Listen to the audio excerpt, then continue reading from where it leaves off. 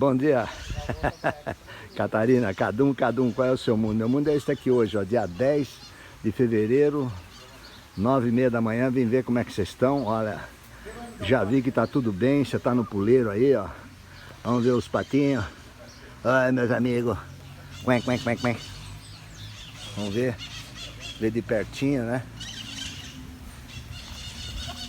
Oi Catarina, bom dia minha amiga, tá de olho neles, né? Já soube que você saiu para nadar, tá tudo bem. Só não viu o sapo que tem ali, o Jorge, olha lá. Os 10 tão grandes, hein? Que bom. Olha a comida aqui, ó. Já comeram, a água tá suja, eu vou trocar. É isso aí.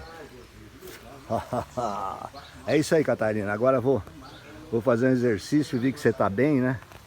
Vou mostrar aqui, ó, o lugar dela, né? Ó o lago, tá calmo. É isso aí, ó. Tá? E aqui tá o Cadum, né? Fazer exercício que nem faz pra gente, né? Vamos lá, Zé. Segue o baile. Fui.